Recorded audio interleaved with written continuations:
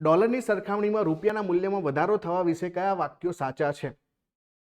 રૂપિયો નથી પડી રહ્યો, ડોલર વધી રહ્યો છે, નહીં? આવું આવે છે ને ન્યૂઝમાં. ચલો હવે જે છે આપણે વાંચીએ કે ડોલરની સરખામણીમાં રૂપિયાના મૂલ્યમાં વધારો થવા વિશે કયું સાચું છે?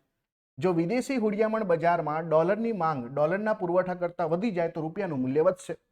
વિચારો કે અહીંયા શું લખ્યું છે કે ડોલરની માંગ વધે છે, ડોલરનો જ જથ્થો ઓછો છે, તો પછી રૂપિયાનું મૂલ્ય વધે?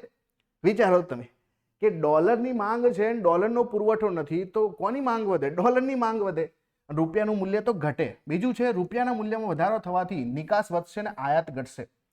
હવે મેં પહેલા પણ કીધું છે કે જ્યારે પણ રૂપિયો જે છે આપણો રૂપિયો એનું મૂલ્ય ઘટે તો કોને ફાયદો થાય?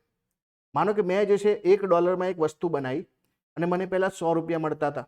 હવે હું સેમ $1 વસ્તુ બનાવું છું પણ રૂપિયાનું મૂલ્ય ઘટવાથી મને હવે જે છે 150 રૂપિયા મળે. તો હું જો એક્સપોર્ટર હોય ને એક્સપોર્ટર હોય તો મને ફાયદો થાય.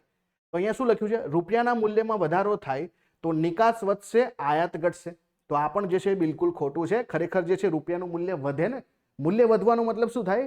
રૂપિયો મજબૂત થવો. અને જ્યાં રૂપિયો મજબૂત થાય તો એનાથી આપણી જે છે એક્સપોર્ટ ઘટે અને આપણી ઇમ્પોર્ટ વધે. અને એટલા માટે આ બંને બે વાક્યો જે છે કેવા છે? ખોટા છે. બંને બે જે છે ખોટા છે, એક પણ સાચું નથી.